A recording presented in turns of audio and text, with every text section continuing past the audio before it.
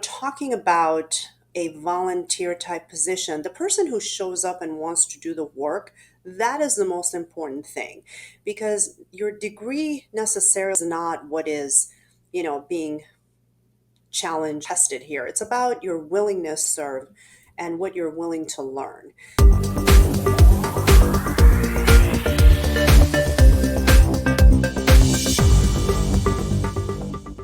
Hello, everyone, and welcome back to another episode. Today's guest is a returning guest, Miss Sanaz Holcomb. Today, we talk about a lot of very interesting things as far as running for or applying for a position at your district, at your chapter, or at the national level within our association. Now, a lot of the things that we talk about today can also be applied to job search as well, but Sanaz kind of breaks it down for us. What are some of the benefits to running for different positions? What kind of career satisfaction can you get from that? What does leadership and followership look like? Mentorship, resources, and different things that you can do to really get yourself prepared to run for a position or really, again, apply for a new job. So I hope that you enjoyed today's show. I look forward to hearing your feedback. And as always, thank you for listening. Hello, everyone, and welcome back to another episode of the PTA Plus podcast. I'm Katie Sutton, your host, and we have our guest with us tonight, Sanaz Holcomb. Welcome to the show. Hi, Welcome back to the show, I should thank say. you. Yeah, Good returning evening. Thanks guest. for having me. Yes, of course. Thanks for saying yes. Although you are a close friend of mine, so I mean, yeah, you have to say yes to a lot of the things that I ask you to do, right? That's right. That's why we It's became. in the friendship code. It is. It is. Well, that's great. Well, we have a really fun topic to talk about tonight. So, this is something that's been on my mind, and that is some really important concepts, three to be particular, or in particular, three concepts about running for an office position. So, we're going to drill down what that looks like for a PTA who might be interested in running in a election for either a national position or a position in their state, or we could even go as far as to say something that's maybe like in their local vicinity that isn't necessarily connected just to physical therapy. I mean, there's other things that this could apply to as well. And there are other things that you do that's not all completely within the quote unquote association. And I'm not going to steal your thunder. So before we get started, though, would you please tell the audience a little bit about yourself, who you are, and what you do? Sure. My name is Sanaz Holcomb, and I'm a PTA in the northeast area of Ohio, Cleveland suburbs, I should specify. I went to PTA school here at Tri-C, and I have my Bachelor's of Arts and Science from Cleveland State, so Cleveland girl. I started out doing outpatient private practice here with a PT that I met while I was volunteering at Lutheran Hospital. And I was very fortunate to continue my work with him and mentorship with him and his partners. After about 5 years, I got into home care because of a personal illness that I had and exposure. And so I started doing that a little bit. And then I transitioned full time into home care almost 20 years ago. Basically, because of my employment with my first company, I got involved in the association just following my PT to a meeting and got involved and as they say, got the bug, and kind of all started from there. I have dabbled a little bit in teaching as an adjunct at Tri-C for a little bit a few years ago. And most recently, I have taken a position on the Ohio OTPTAT board. So those are some of my jobs other than having a few volunteer positions within our district here in the Northeast. I have a teeny role in the advisory committee within Ohio's PTA advisory group. And then on a national level, I am the neurology PTA council rep. And I also serve as the steering group PTA co-chair to the APTA. No one can say that you don't give your all and that you don't live your professional and personal life to your fullest. Yeah, I mean, I personally, I find it to be a lot of fun. Believe me, I do have a life. I've made a lot of great friends. I'm here tonight because, Katie and I have formed a friendship a few years ago. And, these are some opportunities that you get when you expose yourself and try some new things. So, it's been fun for me, and that's one of the things that I try to promote to others who want to get involved in whatever capacity. Try it, and if you don't like it, stop. But if you do, continue and try to promote it to other people. Absolutely. I think one of the quotes that you actually said on the first podcast that you were with me on was if somebody presents an opportunity to you, take it. I think it was similar to that. I might not have the exact quote completely right, but so Absolutely. I've always kind of continued that, and I've said it multiple times on the show. I say it to my students all the time to make sure that they're taking advantage of opportunities. And at least you don't have to say yes to everything, but you should at least explore it. So I Absolutely. have learned that if somebody approaches me with an opportunity, I don't immediately say no. I take time, I look it through, I ask questions, try to explore that a little bit. But if somebody asked me, there's a reason why they asked me. Or if somebody asks you or anybody else, there's a reason why they believe that you would be a good fit for whatever it is that um, they're asking you to do. Absolutely. And sometimes people see things in you that you don't see yourself, and I am that person. So I think that's where we need to be a little bit more open to listening to others because we may not look at ourselves as being involved in a certain position or take a position. So just be open minded to what others have to say. And even if something doesn't look attractive or doable at the time, uh, don't let it completely go. Revisit it at some point and see maybe perhaps at a later time it might be the right fit for you. Yeah, absolutely. So, to start us off, interesting fact that I'm not sure everybody in the audience would know this about you because I'm sure that there are people who in the audience that listen to the podcast that know you. But I'm not sure if everybody knows this that you are a second degree black belt in Taekwondo. Yeah, that is accurate. That is But accurate. I'm going to take this a step further. Can you do your Taekwondo in stiletto heels? With one hand support. Okay. And is Yes, your belt bedazzled? it is not. That's something I Oh, take seriously. Can't mess with it. Good all question. right. All right. Well, yeah, I mean that's definitely a fact that I found to be fun. Whenever you told me that, I thought that was very interesting.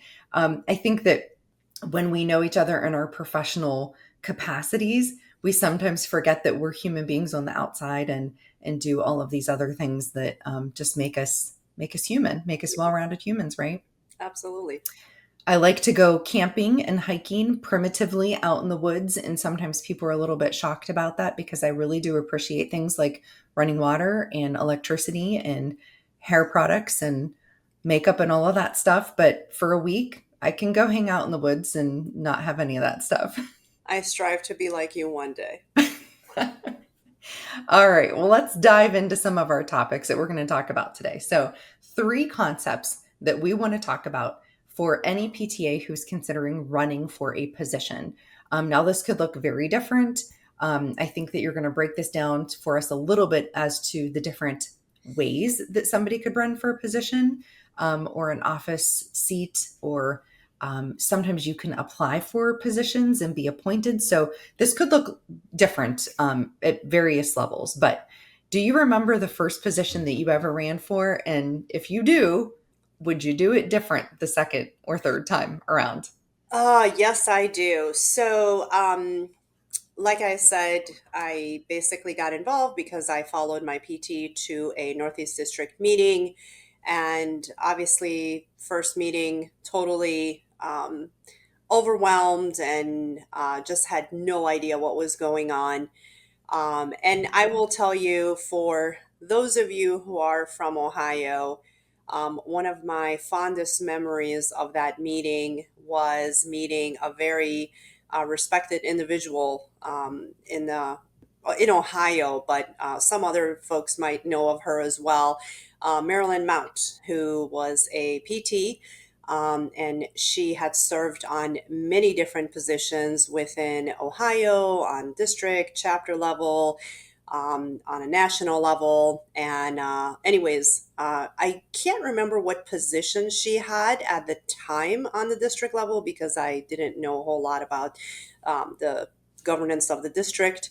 But I remember her coming up to me after the meeting, and she just had this really contagious smile and was like in this soft voice that was so welcoming and said, thank you for coming, what's your name? And, where do you work? And just introduced herself. And I was really happy that I was surrounded by people that I thought were smart and involved, and I wanted to be more like them. And going to several meetings over the year, I really liked being there with those people. And so I think once they kind of found that I was interested, they actually asked if I would be interested in being the secretary of the district, which was one of the positions that I feel um, had the least amount of responsibility, but at the same time, kind of like you had to be at every meeting and you had to do something at every meeting, which now, a few years later, that I'm serving as a nominating committee on that district, I'm not sure I would have picked that as a first position for someone that didn't want a lot of responsibility, just because you may not be able to necessarily go to a meeting or something like that. But, anyways, that was my first position. And, it was nothing that I had to run for. They basically selected me and put me in that position. And I served in it, I believe, just for one term, which would have been 3 years. But it was enough to kind of get familiar with all the other positions. And then I kind of started, doing some other positions within the district. But that was my first position. So, Very interesting. Some of the things that you mentioned are, excuse me, topics that I have talked about on this show before. So, the emulating people that you want to be like, right? So, if you are interested in a certain niche type of practice, if you're interested in some type of leadership, get yourself around these people and see if it's something that you like kind of test the waters. right. So just from you going to that first district meeting, you tested the waters and you were immediately like, okay, I like these people. I find them fascinating. How can I work with them? Now, an Absolutely. episode that we did a while back that's already been released was in regards to finding qualities in a job that you like. And the next step would be, can I get paid for this? Now, from these types of positions, you're usually volunteering. Right. So you're probably not going to get paid for it. But a lot of the things that we're going to talk about tonight, you can apply these to finding a job too. So, like, this Absolutely. can take you to a lot of different places, not just a position that you want to run for. And the second thing that you mentioned was that this very kind individual came up to you after the meeting and introduced herself and said, "How are you? And do you want to be involved? And what can I do to help?" And kind of pulled you in to help coach you and mentor you. And I remember one of the very first committees that I worked on for the American Physical Therapy Association. I showed up knowing nobody, nobody. So it was something I had to stay the night for. I flew down to DC. I stayed the night, didn't know anybody. Woke up the next morning, wandered down to breakfast, still not knowing anybody. And I think that we just are drawn to the people that are in our profession. And somebody came up to me and was like, "Hey, are you here for APTA?" And yes, and they pulled me under their wing. And to this day, that person is still very important to me because they took the time to say, "Hey, how are you? You're welcome here. Come on in." And that's important.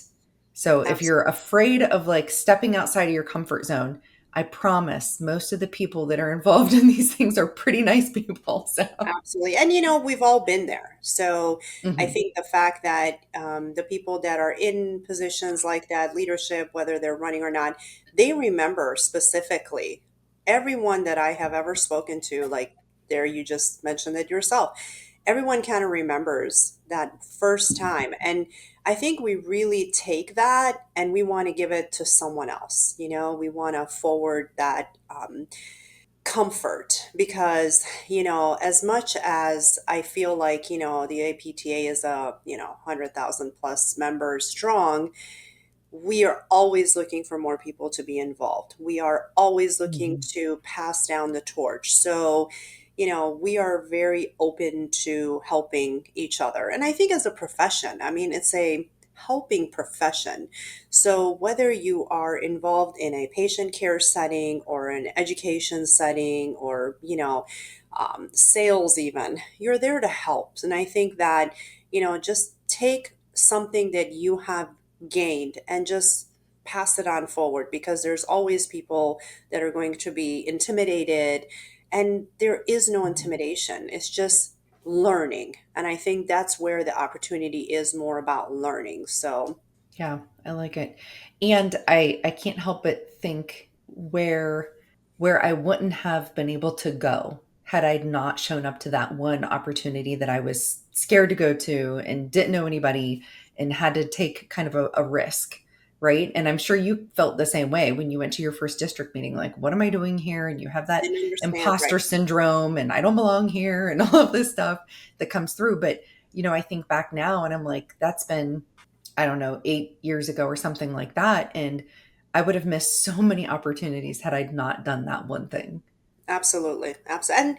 And, even when I think about our relationship, I mean, I kind of met you through email and then Mhm. I met you at, PAC event in Ohio. And I asked you, hey, do you want to become involved in this particular thing? And you actually said, no, I can't right now. And now you're in that position. So once again, may not be the right time, but don't, forget about it. I did say no. That was probably one of maybe 3 or 4 times in my life that I've ever said no to It was something. to me. Typically, I have the opposite problem, but I know, me I too. must have been very busy at that time. You So, were. You were. yeah. All right, so let's dive a little bit deeper here. Okay. So, what I would like to do is kind of explore some of the areas that we really think of for a PTA to kind of serve as far as the association goes. Now, we're not necessarily talking about things outside of the association right now, although, again, this is very applicable to job search and all of that. So, explain some of the places that you see PTAs being able to fill positions or run for positions. Sure. So, one area that I will say I did not have as much exposure to, but even as a student.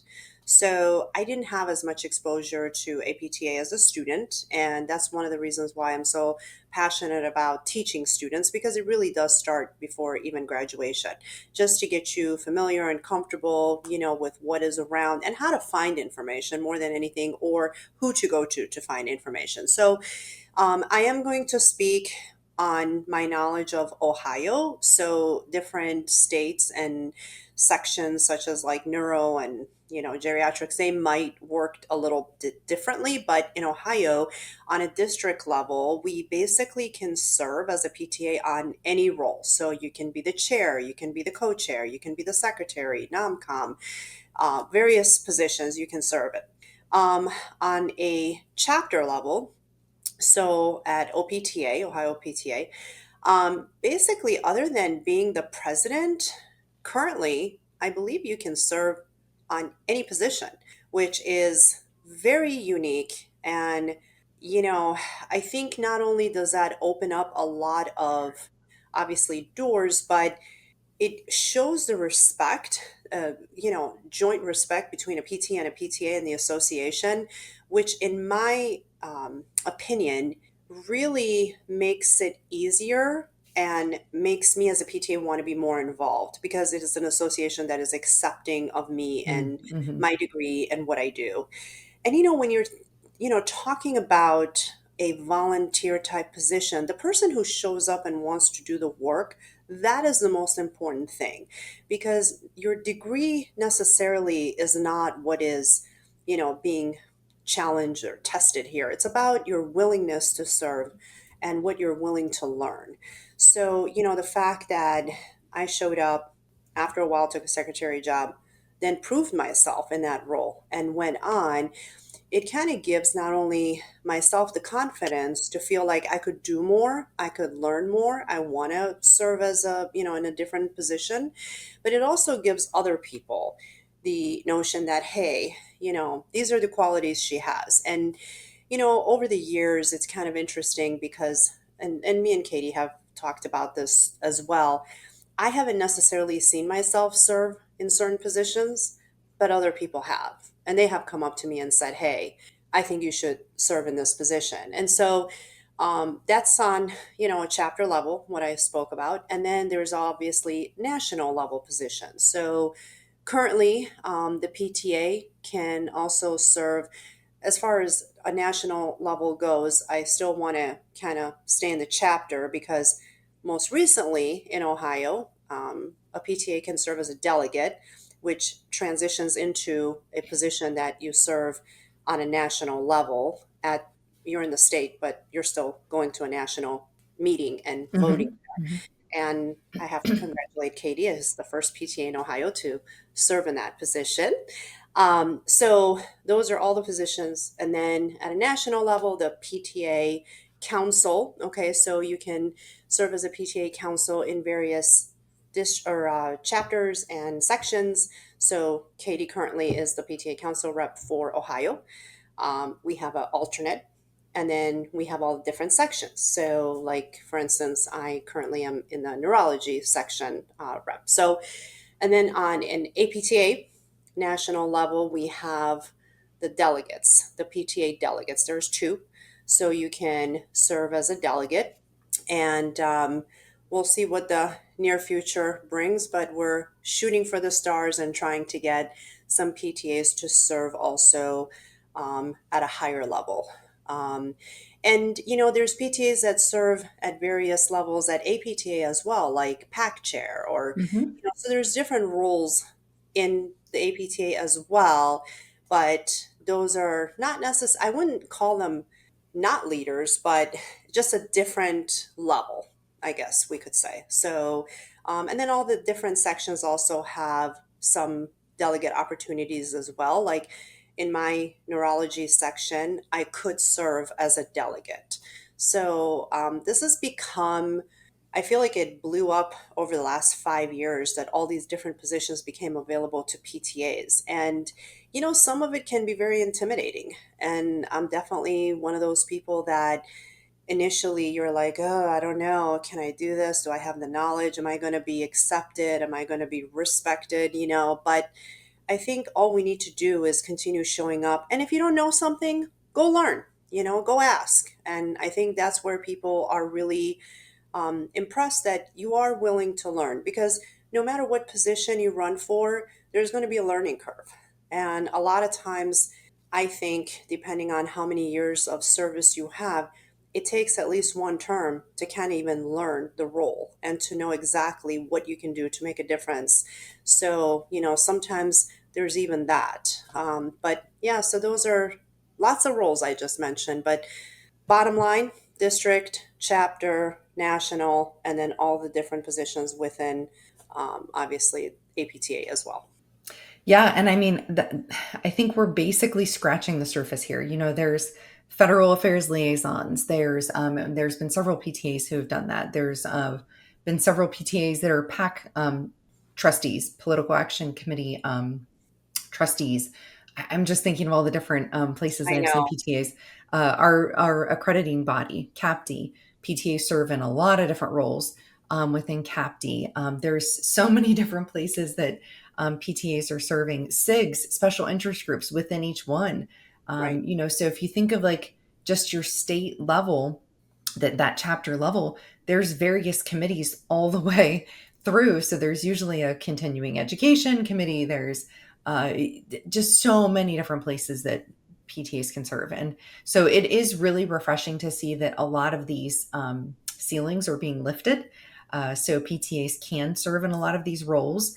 20 years ago, when I graduated, none of this stuff was really available to PTAs, but now students who are graduating from the profession really can get their fingerprints on just about anything in the association. Just about. Absolutely. Yeah, Yeah. yeah, And like you said, we'll see what the near future brings. But I mean, hopefully at some point in time, we see PTAs that are serving on national boards. So correct. maybe we'll see.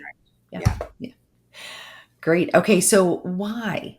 Why? I mean, so we just talked about all these different things that PTAs could do, but why would somebody want to do it?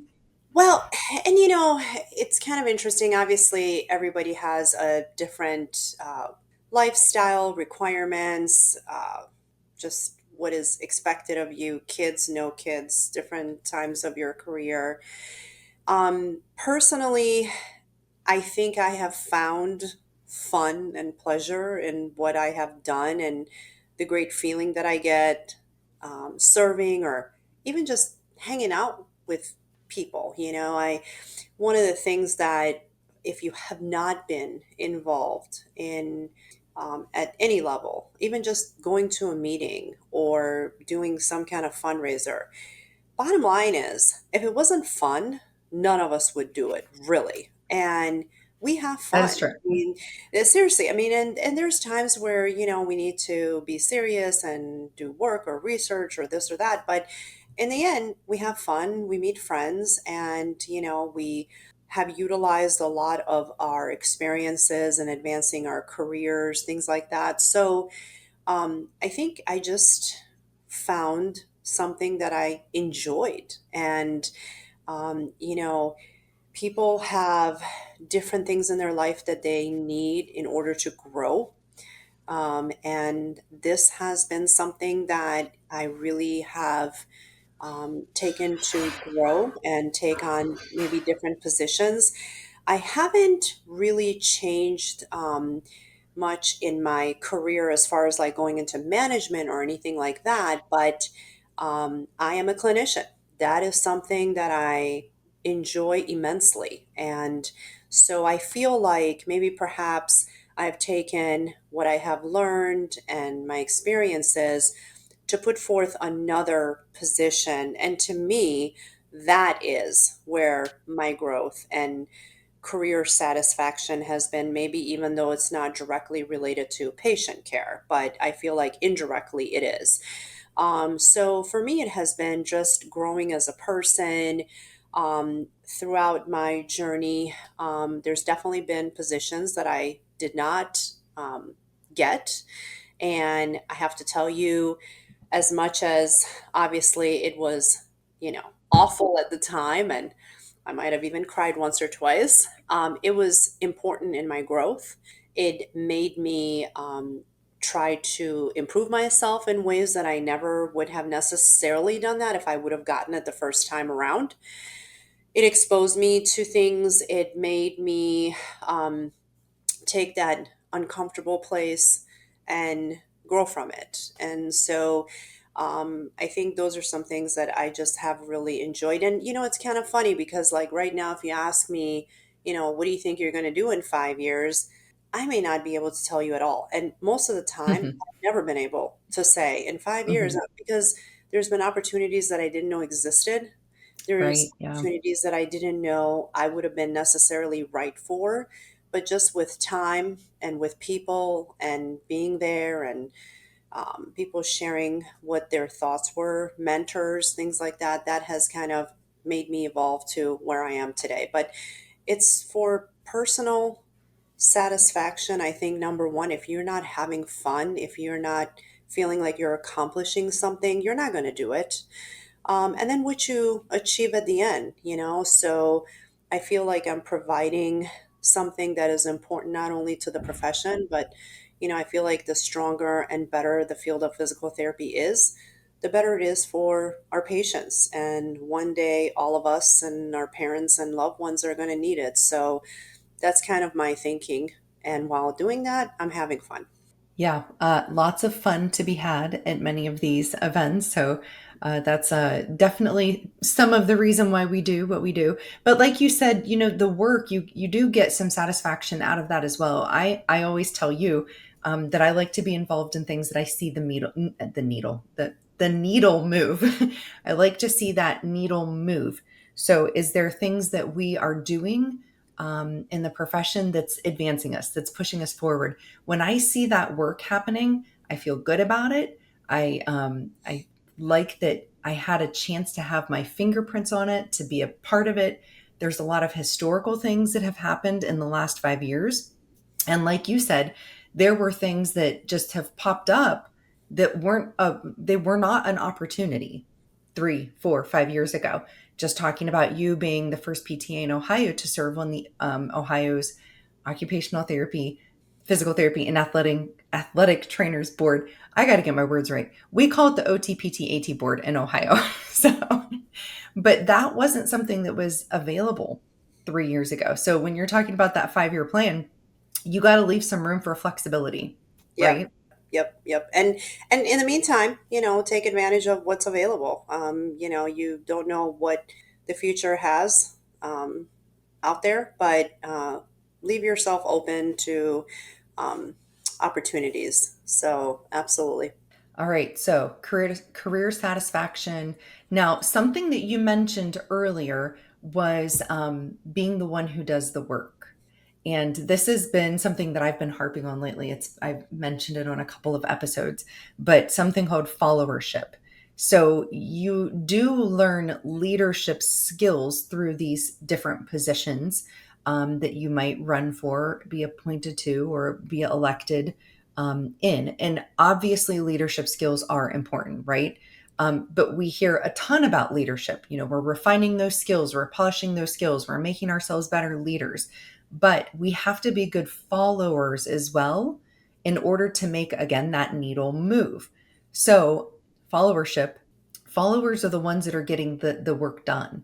And I'm not saying that leaders don't work. That's not what I'm saying. But those followers have to kind of push and drive that work forward to make things happen. So you have to have that leader there. But those followers, we got to be bringing solutions. We got to be pushing work forward. We got to be doing our part and really getting behind that leader to make change occur. So sometimes we find ourselves in that followership role versus leadership role, and that's okay. So, as an example, yes, I'm the PTA council rep for Ohio, but when I go to a board meeting for Ohio, I am one of the followers in the room that's helping advance the entire team and that entire goal forward.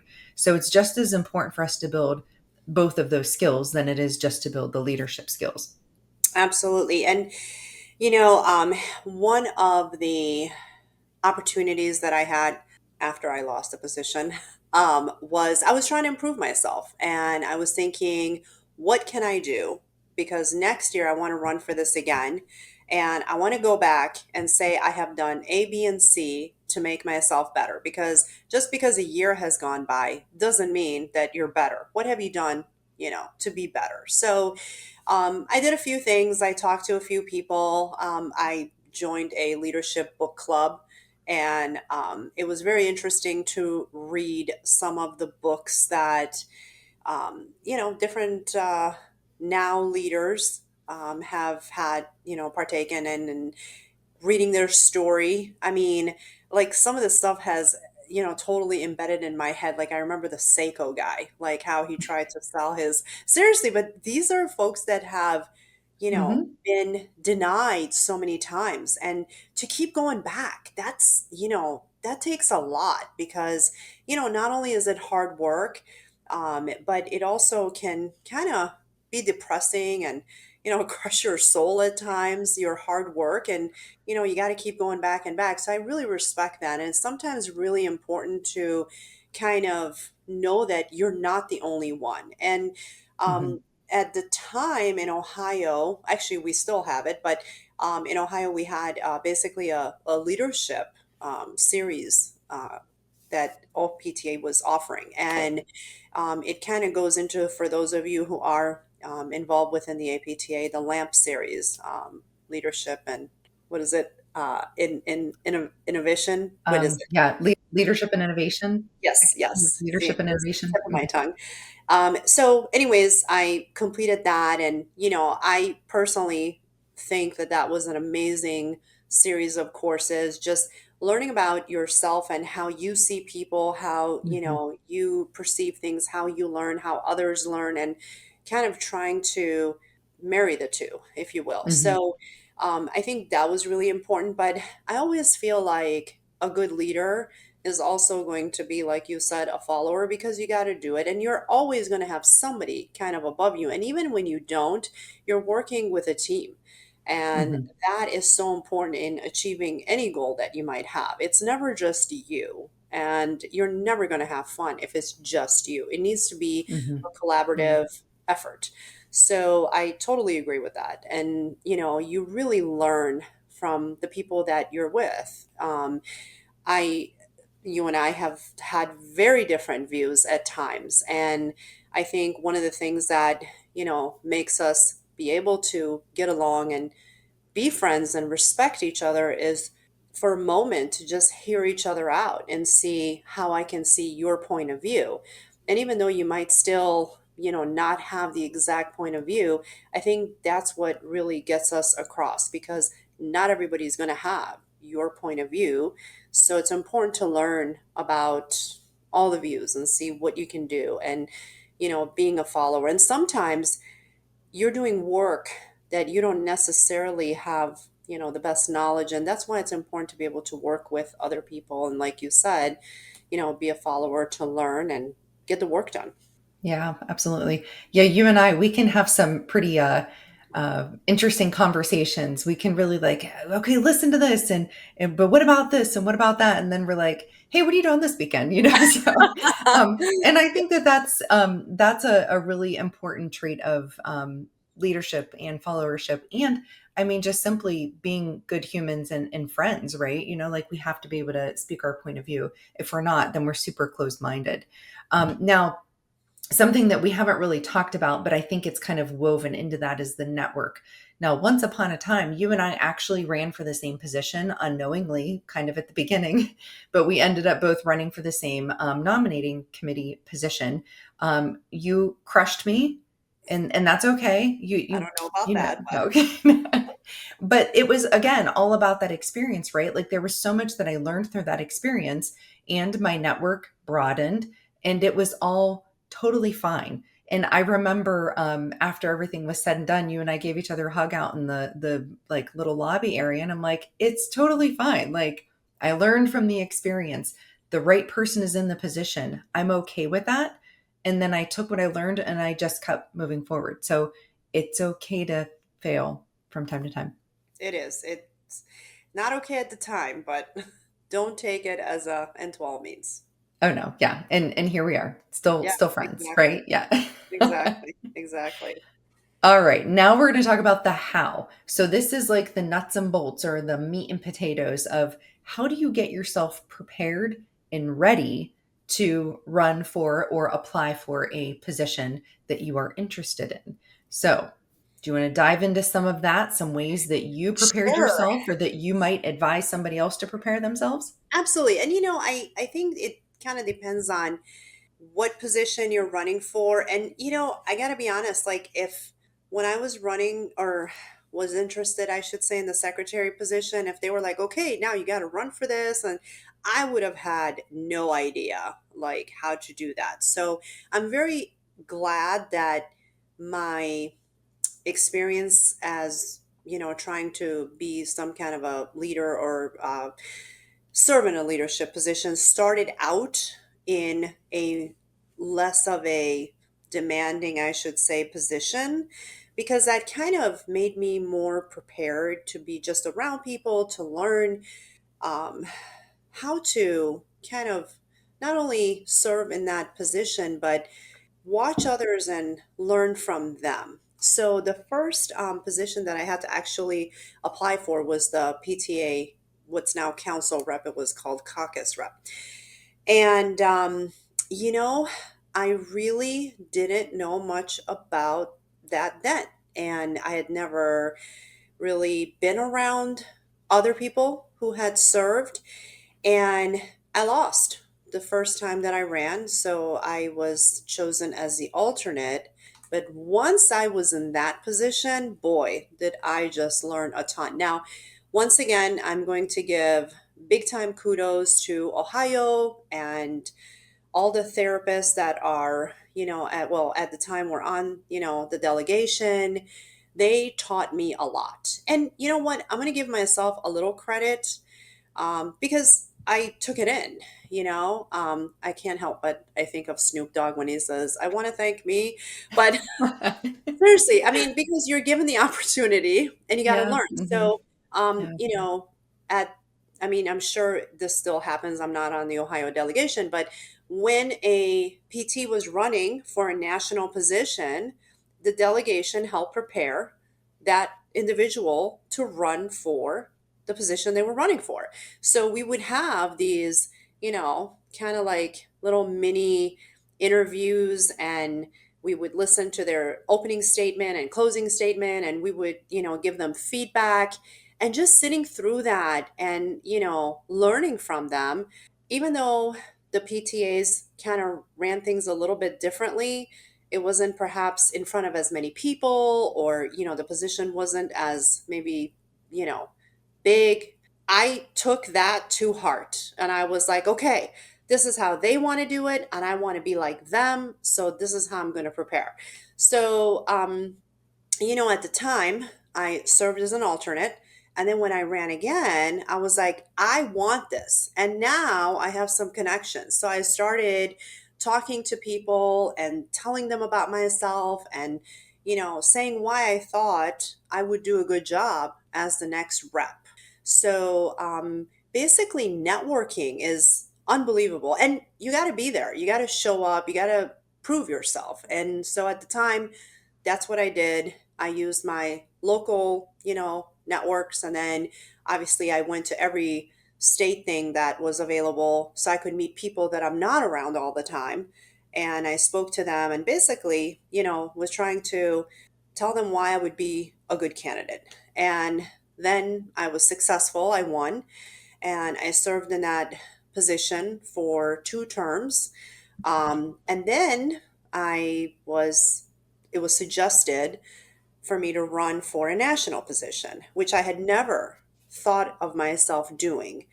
And I think once again, because I had served at that level and knew a lot of people, I thought, well, at least, I'm going to try and network again. But this was a different level. And I thought that I needed to be a different caliber, if you will. Now, some things had changed. We didn't have the same way of interviewing. Uh, some of it was online, unfortunately, because of COVID. But still, I took the skills that I had and I used that. And something that Ohio, taught me just with their candidates running for a national level was having a campaign manager. Now, you can call it whatever you want. My friend, my campaign manager, but I had some very good mentors. And I got to give out a shout out to Sean Bagby. He was my campaign manager. And, he knew more than me. He had And served. previous podcast guest twice. See, I mean, he was amazing, and he offered to help me. And I would practice my opening statement, closing statement, blah, blah, blah. And he would, practice questions with me and time me and so forth. And, I think that that is very important. And to this day, I feel like if you're running for a national position, have someone who has more experience than you work with you, and then ask other people too. So, by the time I was running for a different position, I had him again. And then I was asking other people. And it was very interesting to get other people's opinion and feedback. Um, Women versus men, someone younger versus a little older. I even practiced in front of the Ohio delegation. So I definitely think that that is very important. And the other thing I think that is helpful is to kind of understand why you're running for a position and really go after kind of like the nuts and bolts of that, if you will. Because if you have done the work, if you know you're qualified to do a position, yes, someone else might be just as qualified as you or more, but you can do the job. Maybe it's your personality, maybe it's how you get along with people. It could be a number of things. It's your presentation, it's your aura, whatever it might be. But I think this is where it's important. That's why you always want to show up. You want to do that extra work if you can. And at the end, it's going to work out. So I'm a big, big advocate of networking, campaigning. And these days there's rules, right? So the rules have changed. Sometimes, there's been more push to do that, how to do that. Um, Now it might be different. From the time that I was a rep, we were calling and having, these phone conversations with people who were running for national office. Then they changed it because of timing and responsibilities. And so now they don't do that as much. So within the guidelines, I still think it's very important. Yeah. There's a lot of things that you said that I could totally go on a soapbox on a few of these things, but showing up, obviously that's a theme that I love to talk about. I always tell people that I like to show up to places where other PTAs are not, and then just start asking questions. Pull a chair up to the table and start asking questions. But showing up, you're absolutely right. You got to hit the start button somewhere. And you have to be okay with the fact that you might be the only PTA in some of these rooms. And that's okay. And that's important. I can't tell you how many times that I have served in different capacities where I was the only PTA voice in that room. And that's something that I take very serious. I feel like, especially if this is a national committee that I'm working on and working with other professionals or other PTs, I have to be a voice for all PTAs. I can't just speak only behalf on behalf of my own opinions. I have to think of the representative body of PTAs that are out there, and so that's a really important role that we have to take. But also, typically your voice is very much so valued as that PTA in the room, and it's appreciated. So it's an important thing to kind of really consider and to take heart in, knowing that you might actually be the only PTA in the room, and that's okay. So keep showing up. It's an important role. They want that PTA voice. The other thing you mentioned, and this is sometimes hard for us to do, but to talk about ourselves, right? So you said, when you're preparing for these things, you kind of have to really research that role. What does this look like? What kind of skills and attributes do I have to have in order to be able to do this successfully? It's just like building your resume, right? So you just said, or well, it's been a little bit, 46 minutes ago, that you're a home health PTA, right? So if you were going to apply for a position in outpatient or in acute care, you would have to adjust your resume to highlight and demonstrate the things that you bring to that new setting. That doesn't mean that you can't do it. It doesn't mean that you're not qualified, but you're going to have to take that resume and break it down to say, these are the skills that I have, even though I worked in home health, that translate and apply to this new setting. We also have to be okay with bragging on ourselves a little bit. And I know that people are sometimes like, I don't like to talk about myself and this and that, but be proud of the things that you've accomplished. It means something and it will get you places. So, a lot of times when I talk about the things that I've had the opportunity to do, I don't do it to brag. I Right. do it so that other PTAs can see where they can go, the steps that they can take, the opportunities that are out there. So, don't be afraid to talk about the successes that you've had. Absolutely. And I think that's also where, when you surround yourself with people that are more experienced than you, that have been doing this longer, just bring a different angle. You learn from them. And, like you said, it's never really about bragging. It's just you're trying to say why you're qualified to be there. And, when we talk about a profession that, you might have, like in Ohio right now, if I remember correctly, there's somewhere around 12,500 PTs and about close to 9,000 PTAs. But when you look at who is involved, there's a huge discrepancy. Hmm. So, it's very important to show up, because I feel like like even us, we appreciate anyone that comes. So I think the fact that Absolutely. we get more PTAs to come to events and students to come to events, it really shows that, we are trying to improve our profession, trying to show up, and all the successes that we have had as PTAs, being able to take on new opportunities, serve in different leadership positions is because of people who have shown up.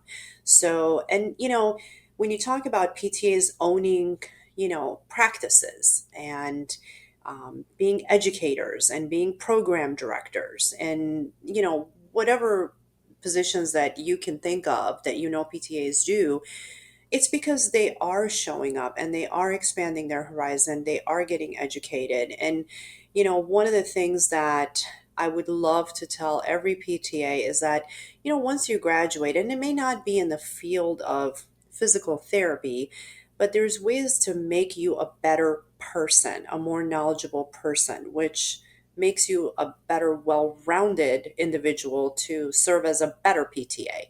So, these are some things that I don't, just because we're a PTA does not mean that you cannot, you know, advance yourself as a whole. And that might be whatever, getting an MBA, getting an advanced proficiency or, teaching. Some PTAs are yoga specialists, so these are some ways just to improve you. And if you improve you, you improve as a PTA. So, Absolutely. I like that you mentioned that it kind of takes you out of your comfort zone. Here I am, Katie in the middle of rural Ohio that has backyard chickens, So the first time I went to DC, everybody was like, oh, just take the metro. And I'm like, the what? Like we don't have Uber, we don't have taxis, we don't have metros or anything like that. And, it was a friend, a now close friend, and somebody there at APTA that was kind enough to show me how to put money on a metro card and got me on the metro, and I took the metro and had my first experience on the subway in New York City thanks to an APTA type of an event, and tried falafel for the first time. I might be saying that wrong. New foods, new experiences, new places. And again, all of that was because of the opportunities that I've had and because I took advantage of saying yes to different things. So, had I not experienced those things, my worldview is going to continue to be so much right, smaller. So, absolutely. taking advantage of those opportunities. Now I know the challenges that come with the metro and the subway. You're braver than me. Yeah, yeah. The subway, I did go in the wrong direction and I turned around and got back in the Exactly. right direction. But yeah, so it's all good. Yep. Here I am. We got to learn from our mistakes, and boy, we make them. Absolutely. All right. Well, we've had some really great conversations. So, in order to close out today's episode, if you could leave our audience with anything, what would be your plus point? What's the one thing that you want them to take away from today's show? So, I know this is a PTA Plus show, which, you know, even though we are discussing PTA related things, I think this can be, just put on anything really, right? I, Hmm. want to encourage every PTA to open up their, you know, lens a little bit and just explore what's out there. And if you are not familiar, ask someone who is. I'll be honest with you, there's so much on the APTA website that I'm still not familiar with. It is Right. just Hmm. unbelievable and full of information, and I'm still navigating through it. I'm a lot more familiar with what is, a little bit more familiar to me, let's say in Ohio, right? So I want all the PTAs to know that there are so many opportunities, not necessarily in what you would imagine or think of in your everyday work.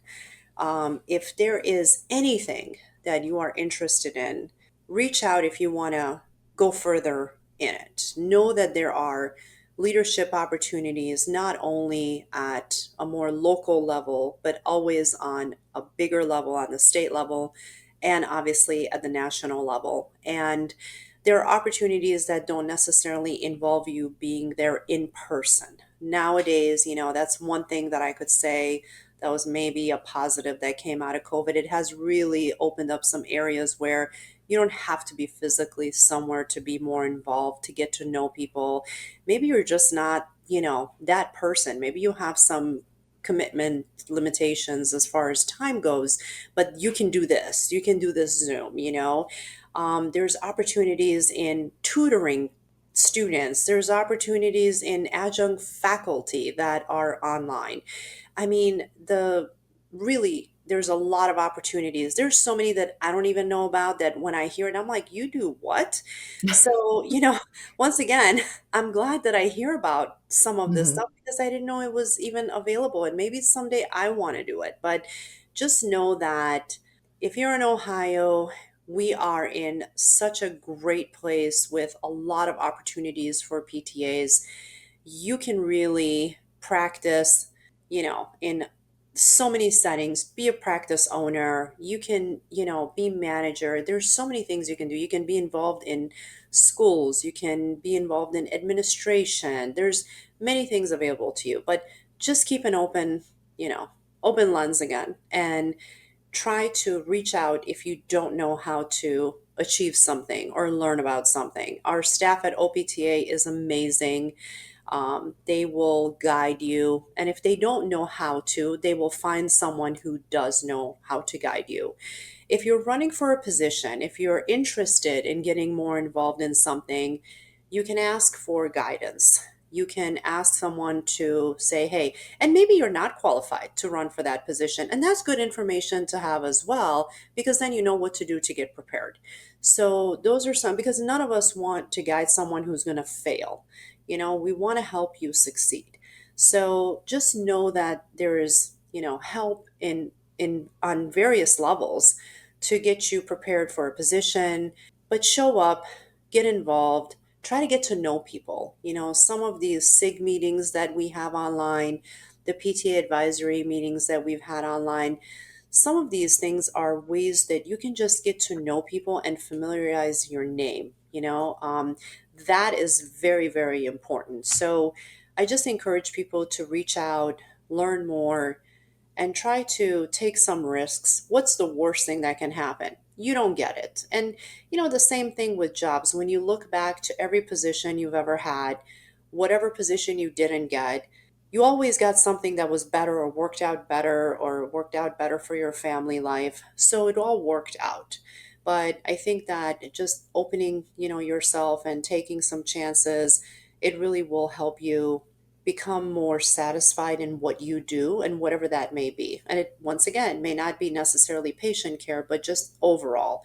One of the things that, I learned in doing that leadership training was not necessarily about just succeeding at your day, like at work, but just as a person. And you as a person, you have a whole day. It's not just your job, it's everything. So if you can find ways to satisfy yourself with what you do, how you help other people, how you achieve your goals, that's really what kind of makes you sleep good at night. So know that there is information out there. Absolutely. I couldn't have said it better myself. There is a friend of mine who always says, what's the best that can happen? So, what's the worst that can happen? What's the best that can happen, though? You Because could there's get a it. flip side. There you You go. might get it. Yeah. And who knows where that opportunity is going to take you. So, Absolutely. great. Well, this was wonderful information. Thank you so much for sharing all of your knowledge with the audience. I think this is important information, and especially for somebody who's maybe kind of ready to like we said at the beginning, like test the waters a little bit. This might be that perfect push for them. So I appreciate your time, Sanas. Thank you for coming on. Thank you for having me. All right, we'll have to think about the next topic. Maybe I'll Taekwondo. interview you. Maybe. So not Taekwondo. No, no. So we'll have, take two. Katie and Sanaz take two. Sounds good. All right. Thank you. Thank you, everyone. Thanks for listening to PTA Plus, the podcast for PTAs by PTAs. Subscribe, follow us on social, and share the show. Elevate yourself. This show is for educational purposes only. No clinical decision making should be made from its content. See you next time.